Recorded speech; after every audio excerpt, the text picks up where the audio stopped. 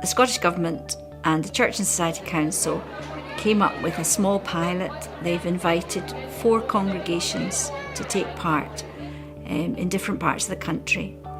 Because Cranhill Church is small, we very much rely on the Development Trust to help make things happen. There was all ages and all cultures and lots of new folk who'd never ever come into the Trust before. So that was a really good thing for us. All of the projects were about either improving the environment through doing litter picking or making better connections with people who are isolated or improving fitness. So these are all individual outcomes just towards a happier, healthier, thriving community. Cranhill Parish Church and Cranhill Development Trust very much work in partnership to help the community of Cranhill thrive by encouraging people to get involved in different activities to bring their ideas and projects to fruition. And we try to take a very collaborative approach, that we're working with people and not for them. So marketing the event, trying to promote it within the community, getting as many folk involved as possible, helping people when they're not sure how to fill in the application so that it doesn't seem like a daunting task, and then just trying to give people a wee bit of confidence to stand up in front of a large group and pitch their idea to the community. It's just such an enriching process.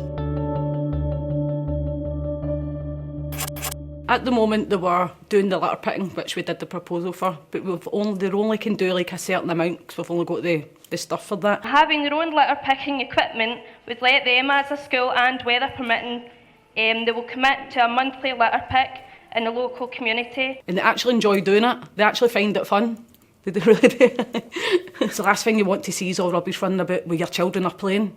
So I think it's going to benefit the full community as we clean. The human bus, yeah, it's so, see for the actual families that need it the most, or the wee stragglers going to school, so like there'll be like a route they all can add on. This will be supporting children and families getting to school safely and on time, this improving attendance, timekeeping and attainment, benefiting families that need it the most. We were awarded £451.50 and we'll be spending the money on the high-vis jackets and the protective gloves for the litter picking, for the equipment for that, and the high-vis jackets for the walking school bus. I was over the moon, because I'm not going to lie, I didn't think we were going to do it, because there was lots and lots of great proposals out there. They were absolutely fantastic, and for the fact that we were one of the top 5s actually made my day.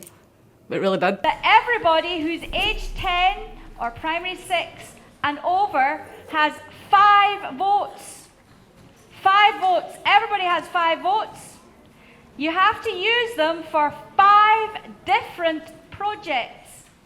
And you have to use them all. The application process for Your Voice, Your Choice was really very straightforward, and people have, I think, gained a bit of knowledge about funding applications and also a bit of confidence about writing other funding applications. It gives them a sense of ownership, a sense of control, where they decide what they're going to do, how they're going to do it. It allows the group to experiment or try something that they've maybe not been able to do before, and that then builds up some evidence of need, some evidence that folk are going to use the group, which will then allow them to apply further.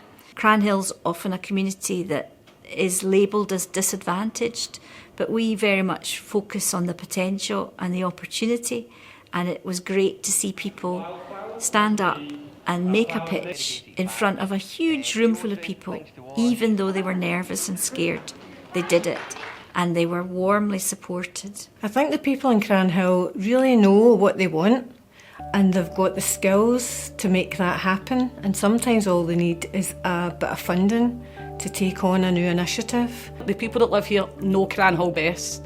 Somebody coming from outside and going, they don't know. The people that live here can only tell you the best, what Cranhill needs the best. That's what I think, definitely. Working together to work out what's best for everybody, working collaboratively and not competitively, is at the heart of participatory budgeting.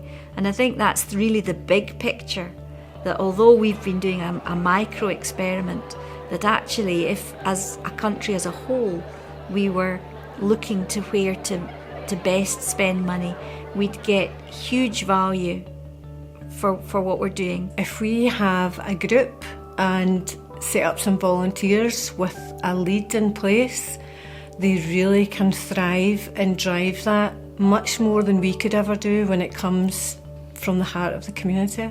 Oh, I can't thank them enough. Absolutely fantastic. Put the money where the money's needed. That's my motto, definitely.